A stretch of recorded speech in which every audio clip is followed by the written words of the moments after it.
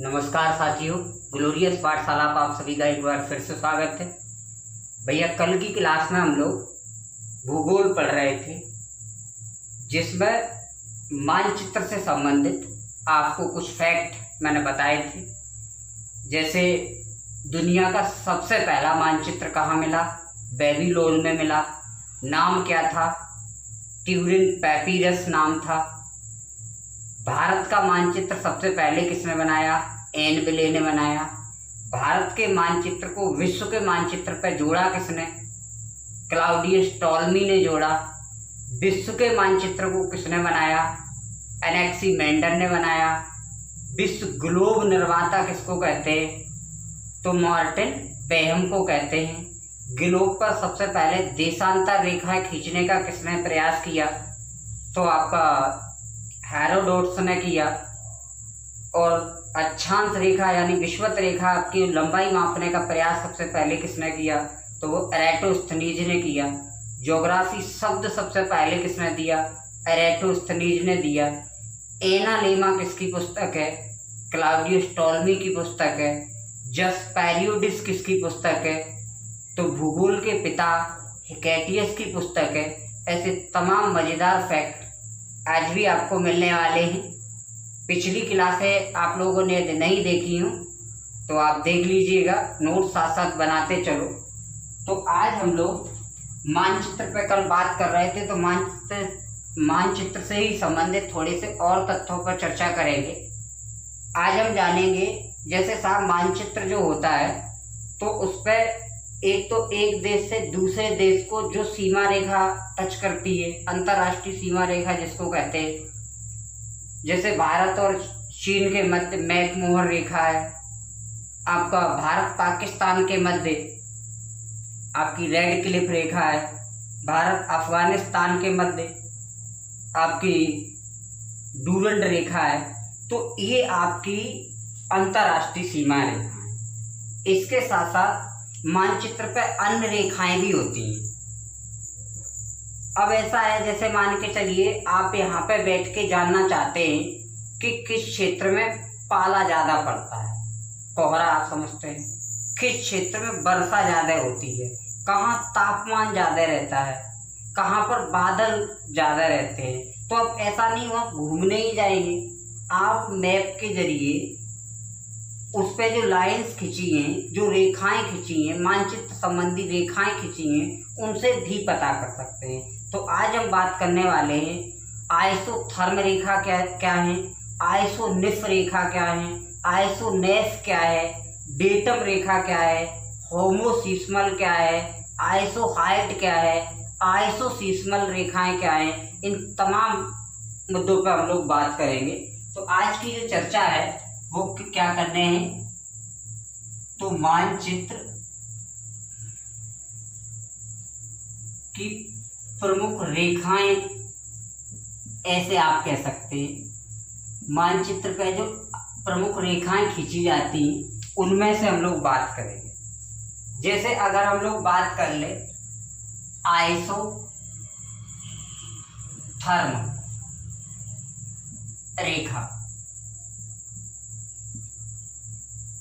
कई एक बार एग्जामों में आता है कि आइसोथर्म रेखा क्या है, आइसोनिफ रेखा क्या है, आइसोहाइट क्या है, आइसोसोनिक रेखा क्या है, होमोसिस्मल क्या है। तो ऐसे तमाम जो जवाब हैं उनको जानने के लिए आप आराम से देखते रहिए। एक महत्वपूर्ण सूचना और मैं आपको देना चाहता हूँ, वो ये है, देखो भैया, जीएस तो मैं आपको करा ही रहा हूँ।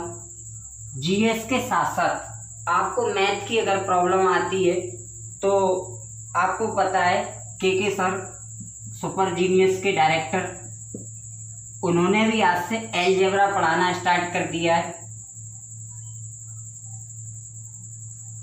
अलजेब्रा पढ़ाना स्टार्ट कर दिया है। तो आप यूट्यूब पर आराम से मैथ्स बाई के सर जब आप सर्च करेंगे तो आपको मिल जाएगा।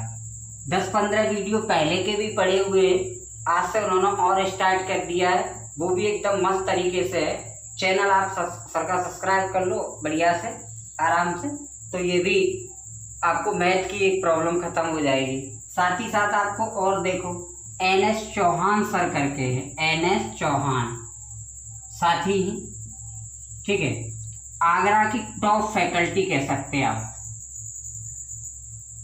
आगरा में एक बेहतरीन फैकल्टी है, सादगी की तो दाग देनी पड़ेगी साहब। इतनी मस्त तरीके से पढ़ाते, शालीनता से पढ़ाते दोनों लोग। तो अब NS चौहान सर का मैथ्स के लिए चैनल सब्सक्राइब कर लो, जिससे आपको मैथ्स की दिक्कत ना आए। GS मैं आपको विश्वास दिला रहा हूँ, बहुत अच्छे से आपको करा दूंगा। तो फिर चलते हैं। तो मैथ्स के लिए KK सर वाला चैनल सब्सक्राइब कर लो, और NS चौहान सर का जो चैनल है, आगरा से ये पढ़ाते हैं, काफ़ी अच्छा पढ़ाते हैं, अच्छे कॉन्सेप्ट हैं। और सबसे बड़ी बात इन दोनों टीचर्स की मुझे लगी, साथ ही ये मेरे स्टाफ में भी रहा हूँ, और तो ये मान के चलो बिल्कुल सादगी और कॉन्सेप्ट लाजवाब, बढ़िया मटेरियल। प्रीवियस ईयर के ज़्यादातर क्वेश्चन कराए हुए हैं। अर्थमेटिक सर ने स्टार्ट किया है, यहाँ से एडवांस स्टार्ट किया है सर ने, तो आपको साथ साथ ये मिलते चलेंगे। आज के पेपर में आपने देखा भी था, रेलवे से संबंधित न्यूज थी। तो आप यकीन मानिए, जैसे ही हालात सब सही हो जाएंगे कोरोना के चलते, तो आपका ये सब कुछ हो जाएगा। फिलहाल बिना किसी देरी के हम लोग चलते हैं। तो क्योंकि सर का भी चैनल सब्सक्राइब कर ले, और NS चौहान सर का चैनल आप सब्सक्राइब कर ले, ठीक है साहब। तो हम लोग बात कर रहे थे आइसोथर्म लाइन क्या है। तो आइसोथर्म लाइन क्या है, देखो समान तापमान को दर्शाने वाली रेखाओं को आप कहते हैं आइसोथर्म लाइन। तो आप कह सकते हैं कि ये क्या दर्शाती है, समान तापमान को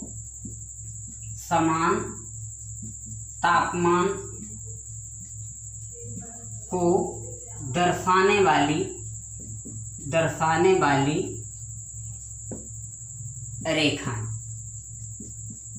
ये प्रश्न कैसे बनता है, प्रश्न ऐसे बना है, कई एक बार ऐसे पूछेगा, निम्न में से कौन सी मानचित्रण रेखा समान तापमान वाले स्थानों को दर्शाती है। समान तापमान वाले स्थानों को दर्शाने वाली रेखा, ऐसे आप कह सकते हैं, ठीक है। ये चीजें तो आपसे ऐसे कई एक बार पूछा है, निम्न में से कौन सी मानचित्रण रेखा समान तापमान वाले स्थानों को दर्शाने वाली रेखा है। तो आपको ऑप्शन में दिया रहेगा आइसोथर्मल रेखा, आइसोहाइड रेखा, डेटम रेखा, आइसोनिफ रेखा, आइसोनेफ रेखा, होमोसिस्मल रेखा, इस तरीके से आपको दिया रहता है। अच्छा, अब जैसे तापमान की बात आती है, समान तापमान कैसे पता चले, कैसे पता करते हैं, ऐसे मान के चलिए, अब मैप नहीं है, कल से मैं मैप भी आपको लगाऊंगा, मैप से पढ़ाऊंगा कल से। तो ये मान के चल थोड़ा सा समझ लेते हैं। जैसे भैया ये ग्लोब है, ठीक है। अब इतना हम लोग जानते हैं, दिस इज ग्लोब। और ग्लोब के बारे में अगर आपको जानना है तो देखो, ये इसको बोलते हैं आप उत्तरी ध्रुव करके बोलते हैं। क्या बोलते हैं, उत्तरी ध्रुव बोलते हैं। और नीचे वाला आप दक्षिणी ध्रुव बोलते हैं, दक्षिणी ध्रुव बोलते हैं। जब मैं अक्षांश वगैरह पढ़ाऊंगा तो और बता दूंगा, दैट इज नॉर्थ पोल और द साउथ पोल, ठीक है। इसके मध्य से बीचों बीच से आपका 0 डिग्री जो अक्षांश निकलता है, 0 डिग्री अक्षांश निकलता है, इसको ही आप विषुवत रेखा कहते हैं, विषुवत रेखा कहते हैं। और इसी को आप भूमध्य रेखा भी कहते हैं, भूमध्य रेखा, भूमध्य रेखा कहते हैं। अब ये भूमध्य रेखा से ऊपर की ओर जाने पर, ध्रुवों की ओर जाने पर, और इधर भी ध्रुवों की ओर जाने पर, आपसे अगर पूछा जाए कि भूमध्य रेखा से ध्रुवों की ओर जाने पर जो तापमान होता है उसमें क्या परिवर्तन आता है, तो तापमान होता है वो घटता है। क्या होता है, घटता है, ठीक है। यानी क्या मैं कहना चाह रहा हूँ, विषुवत रेखा से, भूमध्य रेखा से या 0 डिग्री अक्षांश से ध्रुवों की ओर बढ़ने पर, ऊपर की ओर बढ़ने पर, ध्रुवों की ओर बढ़ने पर तापमान में क्या होता है, तो तापमान में कमी आती है, ठीक है। ऐसे नीचे की ओर भी जब आप बढ़ेंगे तो भी तापमान में क्या आएगी, कमी आएगी। अगर आपसे कोई पूछा जाए कि यदि कोई व्यक्ति 0 डिग्री अक्षांश से और उत्तरी ध्रुव की ओर बढ़ रहा है तो तापमान में क्या आएगी, कमी आएगी। आप ऐसे ही देख लो, अपना दक्षिण भारत और जम्मू कश्मीर वाला हिस्सा देखो। दक्षिण भारत जो है लगभग कह सकते हैं विषुवत रेखा के थोड़ा सा पास में पड़ जा रहा है, ठीक है। 209 किलोमीटर का फासला है, सॉरी 209 का, हाँ ठीक। तो इस तरीके से ये वाला हिस्सा जो भारत का है वो थोड़ा गर्म पड़ता है। जब आपको मैं इंडियन ज्योग्राफी पढ़ाऊंगा उस समय और अच्छे से बता दूंगा। यहाँ से अगर प्रश्न पूछ ले तो पूछ लेगा जैसे उत्तरी ध्रुव का खोजकर्ता कौन है, तो उत्तरी ध्रुव का खोजकर्ता है रॉबर्ट पियरे। Robert Pierre. दक्षिणी ध्रुव का खोजकर्ता कौन है, तो दक्षिणी ध्रुव के जो खोजकर्ता हैं वो है एमंड सेन। कौन है, एमंड सेन करके हैं। ये आपसे प्रश्न पूछे जा सकते हैं। तो देखो मैं क्या बताना वाला था कि आइसोथर्म रेखा किसको दर्शाती है, तो ये समान तापमान वाले स्थानों को दर्शाने वाली रेखा है। जब देखा कि तापमान क्या है, मतलब कैसे पता चलता है, तो आपको मैं बता दूं इस विषुवत रेखा के आसपास के जो क्षेत्र होंगे उनका जो टेम्परेचर होगा वो समान होगा, ऐसे कह सकते हैं। बस ये है कि जैसे जो समुद्री क्षेत्र है तो उनका अपने हिसाब से होगा, जो रेगिस्तानी एरिया है उनका अपने हिसाब से होगा, ये चीज है। तो यानी किन किन एरिया का टेम्परेचर समान होगा, ये बात अगर हमको जाननी है तो हम मानचित्र पर कौन सी लाइन को देखेंगे, तो हम आइसोथर्म लाइन को देखेंगे, ठीक। ये चीजें हैं। तो ध्रुवों की ओर बढ़ने पर तापमान घटता है। दक्षिणी ध्रुव की खोजकर्ता एमंडसन और उत्तरी ध्रुव का खोजकर्ता रॉबर्ट पियरे करके, ठीक है। बाद बाकी जब अच्छा देशांतर पढ़ाऊंगा तो यहाँ से आप कह सकते हैं कि ये 23.5 डिग्री रेखा है जिसे आप कर्क रेखा कहते हैं, और ऐसे ही नीचे की ओर दक्षिणी ध्रुव में, ठीक है, आपकी ये भी 23.5 डिग्री रेखा है जिसको आप मकर रेखा कह देते हैं। फिलहाल हम लोग तापमान की आइसोथर्म रेखा की बात कर रहे थे, तो इतना सफिशिएंट है। तापमान में वैसे आप जानते ही है कि जब फिजिक्स में अगर आपको जानना है तो ताप मापने के तमाम पैमाने हैं, जैसे डिग्री सेल्सियस पैमाना है, फ़ारेनहाइट पैमाना है, रीमर पैमाना है, रैकान पैमाना है, केल्विन पैमाना है, ये है। आगे हम लोग चलते हैं। इसके बाद जैसे हम लोग कहेंगे आइसोराइम रेखा। आइसोराइम रेखा, अब आपसे पूछा जाए कि आइसोराइम रेखा किसको दर्शाती है, आइसोराइम रेखा, तो आइसोराइम रेखा जो भैया दर्शाती है वो आपकी पाला गिरने वाले समान स्थानों को दर्शाती है। आइसोराइम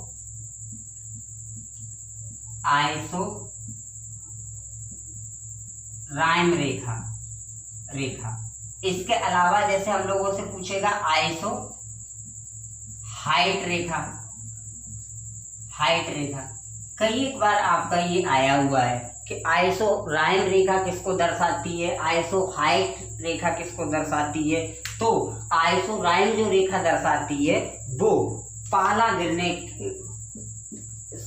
गिरने वाले समान क्षेत्रों को दर्शाने वाली रेखा है। पाला कोहरा जिसे आप कह देते हैं, ये चीजें हैं। और आइसो हाइट रेखा दर्शाती है आपको वर्षा, ठीक है। यानी जिन जिन स्थानों पर समान वर्षा होती है तो उन स्थानों को दर्शाने वाली रेखा कौन सी है, तो आपकी ऐसे कह सकते हैं आइसो हाइट रेखा। तो आपको पहली बताई आइसोथर्म रेखा जो समान तापमान वाले स्थानों को बताती है, आइसोराइम रेखा जो पाला वाले स्थानों को बताती है, आइसो हाइट रेखा वर्षा वाले स्थानों को दर्शाती है।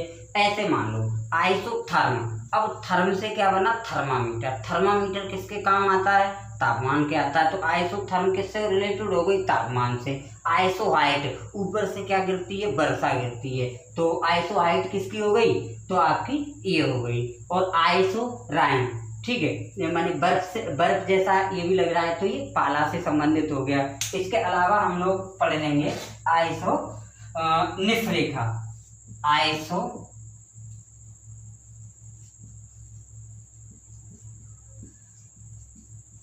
निफ रेखा, ठीक है। तो ये आइसोनिफ रेखा जो है ये बर्फ गिरने वाले समान क्षेत्रों को दर्शाने वाली रेखा है, बर्फ वाले स्थानों को दर्शाने वाली है। एक है आइसोनेफ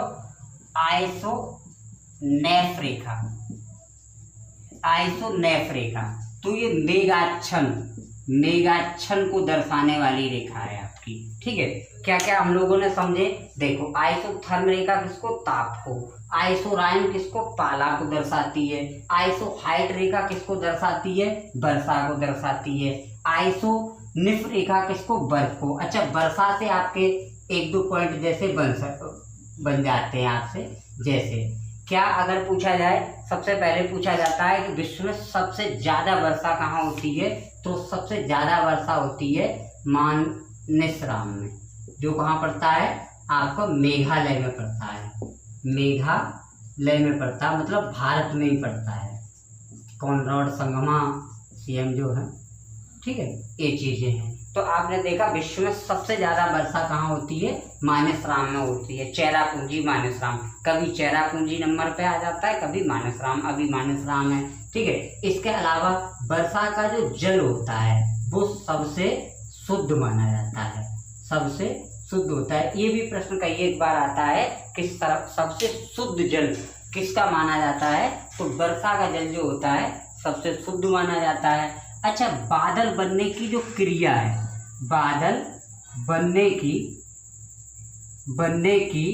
जो क्रिया है वो क्या कहलाती है, तो बादल बनने की क्रिया क्या कहलाती है, तो आपकी कंडेंसेशन या संघनन कहलाती है, संघनन कहलाती है, ठीक है। तो क्या क्या समझे, सबसे ज्यादा वर्षा कहाँ होती है, मानसरोवर मेघालय में होती है। सबसे शुद्ध जल किसका होता है, वर्षा का होता है। बादल बनने की क्रिया क्या कहलाती है, आपकी संघनन कहलाती है। इसके अलावा जैसे हम लोग वर्षा से अगर प्रश्न बताएं कि सबसे कम वर्षा कहाँ होती है, सबसे कम वर्षा कहाँ होती है, तो आपकी लेह में होती है, लेह जो लद्दाख है उसी में पड़ता है। और लद्दाख 31 अक्टूबर 2019 को आपका क्या बना, केंद्र शासित प्रदेश। तो जो लद्दाख केंद्र शासित प्रदेश है जो 31 अक्टूबर 2019 को बना, उसमें ये जो लेह है वहाँ सबसे ज्यादा वर्षा होती है आपकी। ये चीजें हैं। मेघाच्छन्न बादलों के बारे में आपको जैसे बता दिया। बर्फ जो है, बर्फ से एक दो क्वेश्चन चलो बना के आपको बता देते हैं। वैसे ये जल है, बर्फ है, बादल वगैरह है, ये जब हम लोग मौसम जलवायु वगैरह पढ़ेंगे उस समय एक बार और चर्चा करेंगे इन पर अलग से। तो बर्फ से क्वेश्चन पूछे जाते हैं कि जब बर्फ को पानी में डुबोते हैं तो उसका कितना हिस्सा बाहर होता है और कितना हिस्सा अंदर होता है, ये आपसे पूछा जाता है। तो इसका 1/9 भाग भीतर होता है, भीतर होता है, यानी कह सकते हैं फिर 1/9 भाग जो है भीतर होता है और 1/10 भाग बाहर रहेगा, ऐसे कह सकते हैं, ठीक है। ये चीजें थोड़ा सा यहाँ बता दूंगा, आगे कंफ्यूजन साइज सी हो रही है, चल कोई नहीं। तो इतना रहता है। अच्छा जल जो होता है, जल का सर्वाधिक घनत्व क्या होता है, सर्वाधिक घनत्व कितना होता है, तो वो 4 डिग्री सेल्सियस पे होता है। ये भी कई एक बार प्रश्न पूछा गया है कि जल का जो सर्वाधिक घनत्व होता है वो कितने ताप पर होता है, तो आपका 4 डिग्री सेल्सियस पे होता है। एक बार पुनः मैं आपको बता देता हूँ। तो आइसोराइन रेखा क्या है, तो पाला गिरने वाले समान क्षेत्रों को दर्शाने वाली रेखा है। आइसोहाइट रेखा क्या है, समान वर्षा वाले स्थानों को दर्शाने वाली रेखा है। आइसोनिफ रेखा क्या है, तो बर्फ पड़ने वाले समान क्षेत्रों को दर्शाने वाली रेखा है। आइसोनेफ रेखा क्या है, तो वो मेघाच्छन्न यानी बादलों से ढके हुए जो क्षेत्र हैं उनको दर्शाने वाली रेखा है। तो और आपसे पूछा जाए कि वर्षा सबसे ज्यादा कहाँ होती है, मानसरोवर में, ये कहाँ पड़ता है, मेघालय में पड़ता है। और सबसे शुद्ध जल किसका होता है, तो वर्षा का होता है। बादल बनने की क्रिया क्या कहलाती है, संघनन कहलाती है। वर्षा सबसे कम कहाँ होती है, लेह में होती है। जल का सर्वाधिक घनत्व कितने ताप पर होता है, तो 4 डिग्री पर होता है। बर्फ को जब किसी जल में डुबोया जाता है पात्र में, तो कितना हिस्सा अंदर होता है, तो 1/9 भाग जो होता है वो आपका इसका अंदर होता है। इसके अलावा जैसे अगर हम लोग बर्फ से पूछें, तो अगर हम लोग जैसे देखते हैं तो बर्फ को जब हम लोग नीचे किसी फर्श पर रखते हैं तो वो नीचे से ही पिघलना स्टार्ट करती है। इसका वजह होती है कि जैसे जैसे गहराई बढ़ती है तो दाब भी आपका बढ़ता है, तो इसलिए है। बाद बाकी बर्फ कितने डिग्री सेल्सियस पर बनती है, तो आपकी इसके लिए आप मेरा साइंस वाला वीडियो देख लीजिए जिसमें मैंने बताया हुआ है कि अगर सेल्सियस पैमाने पे बात करें 0 डिग्री सेल्सियस और मतलब फ़ारेनहाइट पे 32 डिग्री सेल्सियस पे, केल्विन 273, और रेकान आपका 460 है, रीमर आपका 0 डिग्री सेल्सियस पे। रीमर पैमाना और डिग्री सेल्सियस पैमाना दोनों 0 डिग्री सेल्सियस पे कैसे होते हैं, समान होते हैं।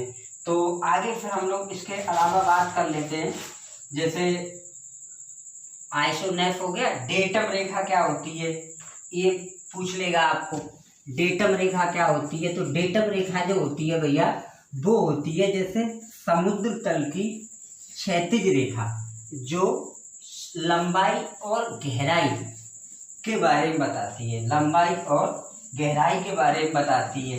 उसके बाद हम लोग होमोसिस्मल आइसोसिस्मल रेखा पे बात करेंगे। तो जैसे डेटम रेखा क्या होती है, डेटम रेखा क्या है, आइसोसिस्मल क्या है, आइसोसिस्मल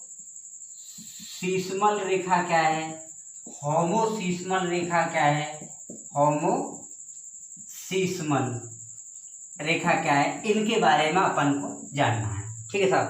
तो जैसे डेटम रेखा की बात करें, ऐसे मान के चलो ये आपका समुद्र है, दिस इज सी और द समुद्र। ठीक है। अब बात ये है समुद्र तल की क्षैतिज रेखा। जैसे हम लोग क्षैतिज क्या मानते हैं, जैसे अपन यहाँ से खड़े तो जो आपको दिख रहा और एकदम समझते हैं कि कोई चीज़ कहीं जाके मिल रही है, तो वही क्या है, एज जो हमको मैच कर रही है, क्षैतिज रेखा है। तो यहाँ से कई एक बार आया है समुद्र तल की क्षैतिज रेखा जो लंबाई और गहराई को प्रदर्शित करती है, वो क्या कहलाती है, तो आपकी डेटम रेखा कहलाती है। क्या कहलाती है, तो इसको हम लोग कह सकते हैं समुद्र तल की क्षैतिज रेखा जो लंबाई या गहराई को दर्शाती है। ये मान के चलो, ये वाला तो कई एक बार आया हुआ है, आइसोसिस्मल रेखा और होमोसिस्मल रेखा, ये कई एक बार आया हुआ है एग्जाम में कि निम्न में से कौन आइसोसिस्मल किसको प्रदर्शित करती है, तो ये करती है समान भूकंपीय तीव्रता वाले स्थानों का प्रदर्शन,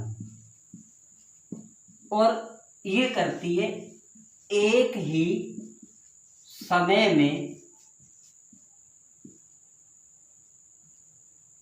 भूकंप आने वाले स्थानों को दर्शाने वाली रेखा। भैया ये क्या है, अंतर क्या है, व्हाट इज डिफरेंट बिटवीन आइसोसिस्मल और द होमोसिस्मल।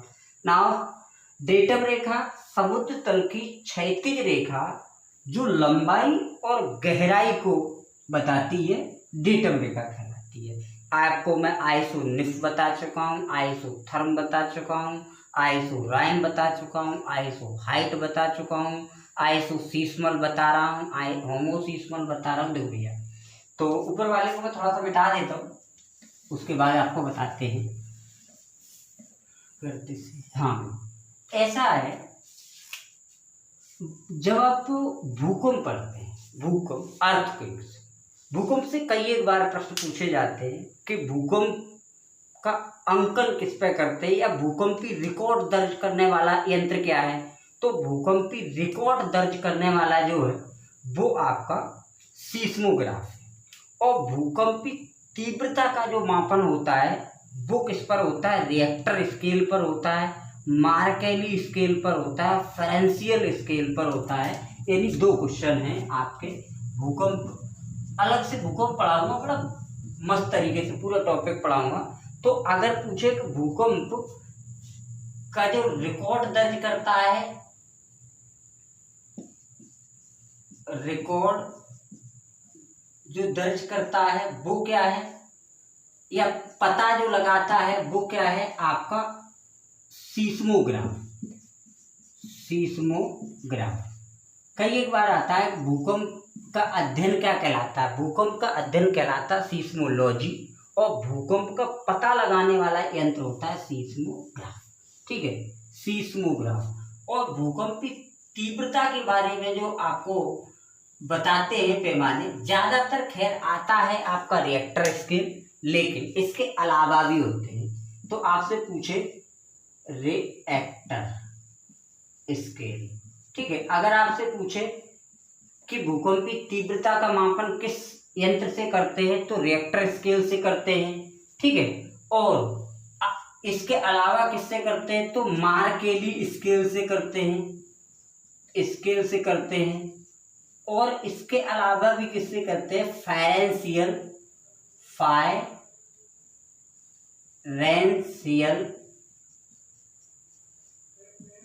स्केल से करते हैं। आपको मोस्टली एक पता रहता है, मैंने आज तीनों बता दिए। तो भूकंप की रिकॉर्ड दर्ज करने वाला यंत्र क्या है, सीस्मोग्राफ। तीव्रता बताने वाले यंत्र कौन कौन से हैं, रिएक्टर स्केल, मार्केली स्केल और फारेंशियल स्केल। अब ये आइसोसीस्मल क्या है, ऐसे मान के चलो यहाँ से भूकंप चलना स्टार्ट, यहाँ से भूकंप की तरंग पहुंची तो इधर भी पहुंचेगी और इधर भी पहुंचेगी। तो जिन स्थानों पर समान तीव्रता, मतलब बराबर के झटके, ऐसा होता है कहीं पर कहते नहीं भूकंप के झटके दिल्ली में आए, नहीं कुछ कम थे, नहीं उस जगह बहुत जा रहे थे, फिर कह देते हैं कि नहीं वहां पर जितना तेज था उतना ही तेज यहाँ पर भी था। तो इसका मतलब है कि एक साथ दो तरंगें चली, जितनी स्पीड इसकी थी उतनी स्पीड इसकी थी, तो समान तीव्रता, स्पीड कह सकते थोड़ी सी समझने के लिए। ठीक है, तो समान तीव्रता यानी एक साथ मान लो दिल्ली में भी आ रहा है और उत्तराखंड में भी आ रहा है। और पता चला कि जब मापन किया गया तो ये भी आपका 6.2 था और ये भी 6.2 था। तो समान तीव्रता वाले जो भूकंपी क्षेत्र होते उनको दर्शाने वाली रेखाएं क्या हैं, आपकी आइसोसीस्मल रेखाएं। अब ये क्या है, बात ये है कि एक साथ तरंगें चलती, भूकंपी तरंगें आपको पता है पी तरंगें होती हैं, एस तरंगें होती हैं, एल तरंगें होती हैं। तो ये तरंगें चली, एक इधर चली इधर चली, तो वो कहीं ना कहीं स्थानों पर एक साथ भैया पहुंच भी रही होंगी। तो उन स्थानों को जो दर्शाने वाली जो रेखाएं होंगी, यानी एक ही साथ देखो, एक ही स्पीड में जहां जहां आया है, जितनी स्पीड यहाँ पर थी उतनी वहां पर है, उतनी वहां पर है, इन क्षेत्रों को दर्शाने वाली आइसोसीस्मल है। और एक ही टाइम में जिन जिन स्थानों पर आया है उनको दर्शाने वाली क्या है, होमोसीस्मल है। आप समझ पा रहे हैं, ठीक सर। तो होमोसीस्मल और आइसोसीस्मल आप समझ गए कि भैया जहां स्पीड एक ही है वो अपनी है आइसोसीस्मल, और एक ही टाइम में जहां आया है वो है आपका होमोसीस्मल। इतना सा अंतर है। तो फिर तो ये चलते हैं आगे। इसके बाद हम लोग एक पढ़ेंगे आइसोगोनिक रेखा। आपको कोई नहीं बताएगा, पढ़ने पड़ेंगे आपको सब भाई। और आजकल यही आता है, आजकल नहीं आती आपकी रेड क्लिफ रेखा, आजकल नहीं आती मैकमोहर रेखा, अब ये आती है। तो कुछ हटके पढ़ लो। एक है आपकी आइसोब्रांट रेखा, आइसोब्रांट रेखा। दूसरी है आपकी आइसोबार रेखा, आइसोबार रेखा। और एक है आपकी आइसोगोनल रेखा, आइसोगोनल रेखा। तो आइसोब्रांट क्या दर्शाती है, आइसोब्रांट रेखा दर्शाती है तूफान। किस किस स्थान पर एक साथ तूफान है वो दर्शाने वाली रेखा। तो समझ रहे हैं, एक साथ तूफान यानी डायरेक्ट आप भाषा आप लिख लीजिए अपना बना के, तूफान को ये दर्शाती है। और आइसोबार रेखा है, ये आपकी समदाब को दर्शाती है। और ये आपके चुंबकीय झुकाव की समान स्थिति को दर्शाती है। चुंबकीय झुकाव की समान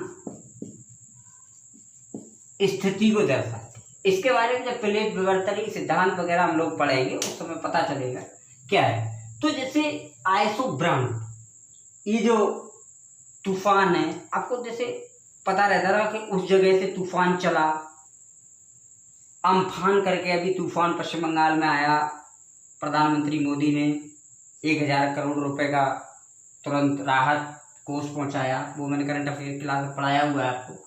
तो किससे पता चल जाता वो यहाँ तक आएगा या इन स्थानों पर आएगा। तो इन सब के बारे में हम लोग मैप के जरिए जानते हैं। और आइसोब्रांड रेखा आपको एक समान स्थानों पर तूफान आने वाले स्थानों को दर्शाती है।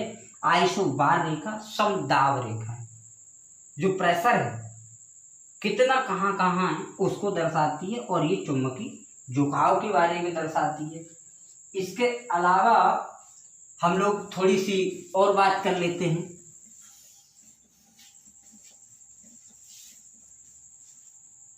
चलिए साहब, तो आज आपकी आइसोथर्म रेखा हो गई, आइसो हाइट हो गई, आइसोसीस्मल हो गई, होमोसीस्मल हो गई, आइसोब्रांट हो गई, डेटम रेखा हो गई। इन सब के बारे में हम लोगों ने चर्चा कर ली।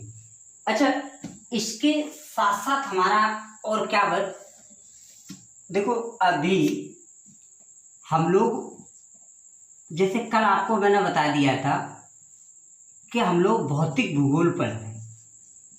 भौतिक भूगोल, भौतिक भूगोल का जनक कौन है? पोलोडोनियस। भूगोल का जनक कौन है? हेकेटियस। व्यवस्थित भूगोल का जनक कौन है? एराटोस्थेनेस। सांस्कृतिक भूगोल का जनक कौन है? Karl Osawa. ये कल बातें आपको बता दी। तो भौतिक भूगोल के बारे में हम आप पढ़ रहे थे। अब मानचित्र की भी कहीं ना कहीं जरूरत पड़ेगी, तो फिर मानचित्र पर थोड़े से ये जो पॉइंट थे वो चर्चे में कर दिए।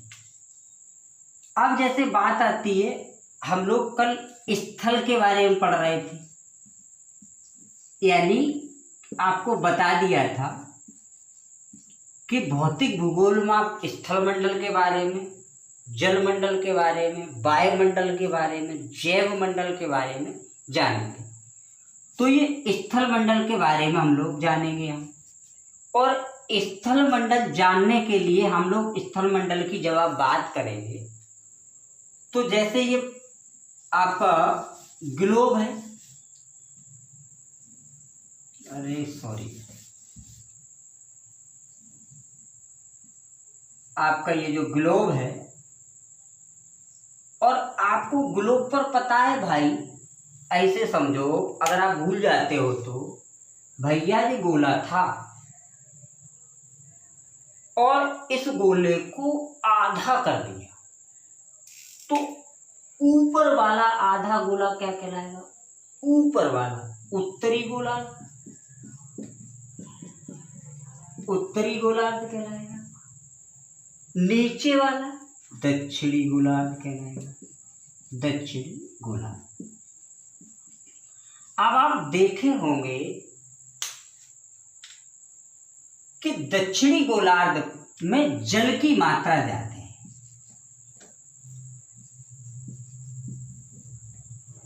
देख रहे, ग्लोब तो जानते ही हैं, बचपन में शरारतें भी किया करते थे।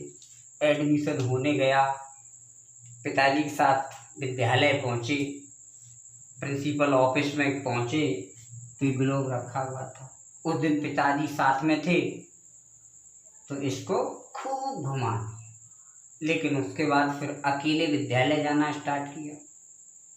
और फिर अगर धोखे से भी प्रिंसिपल ने बुला लिया और अगर ये धोखे से भी घूम जाता तो डर लगता कि कहीं प्रिंसिपल साहब चिल्ला ना दे। तो ये वही है जिसको आप बार बार प्रिंसिपल ऑफिस में देखते थे। तो इस पे आपने देखा होगा, नीचे वाला भैया हिस्सा मोस्टली नीला नीला सा है, और इधर वाला हिस्सा जहाँ देश वगैरह आपको ज्यादा दिखते हैं, तो इस वाले भाग में आपका जल वगैरह जाते हैं, इसलिए इसे जली गोलार्ध भी कह देते हैं, गोलार्ध भी कह देते हैं। और इस वाले में स्थल ज्यादा है तो इसे स्थली गोलार्ध कह देते हैं। बात ये आती है कि जब पृथ्वी बनी तो क्या ये स्थल और जल थे, और नहीं थे तो कैसे बने? ये बात बहुत महत्वपूर्ण है। यानी ये स्थल मंडल वाला भाग, जैसे मान के चलो ये आपका, ये आप ऐसे मान के चलो ये उत्तरी अमेरिका है, दक्षिणी अमेरिका, फिर ये आपका यूरोप है, एशिया है, ऑस्ट्रेलिया है, ये वाली। तो बात ये है कि स्थल मंडल वाला भाग जल मंडल से अलग कैसे हुआ? इस बात को जब हम लोग जान लेंगे कि ये स्थल मंडल और जल मंडल कैसे अलग हुआ, फिर हमें स्थल मंडल बनने के बारे में पता चल जाएगा, फिर स्थल मंडल के बारे में जानेंगे। और ये सब जानने के लिए आपको 2 टॉपिक महत्वपूर्ण पढ़ने हैं। उसमें से स्थल मंडल जल मंडल से अलग कैसे हुआ, इसके लिए हम लोग कल के एपिसोड में प्लेट विवर्तनीय सिद्धांत पढ़ेंगे, ठीक है। तो कल का एपिसोड आपके लिए बेहद महत्वपूर्ण होने वाला है। इसमें हम जानेंगे कि कैसे बना आपका स्थल मंडल, पूरा बताएंगे प्लेट विवर्तनीय सिद्धांत, एकदम मस्त पॉइंट के साथ। और उसके बाद जब आपको स्थल मंडल पता चल जाएगा, स्थल मंडल के बारे में, फिर जानेंगे कि आखिरकार स्थल मंडल पे ये पर्वत, पठार, नदियां, मैदान, डेल्टा, जीव जंतु, वनस्पतियां कैसे आई, इनके बारे में हम लोग जानेंगे। और इस सब को जानने के लिए हमें भूगर्भिक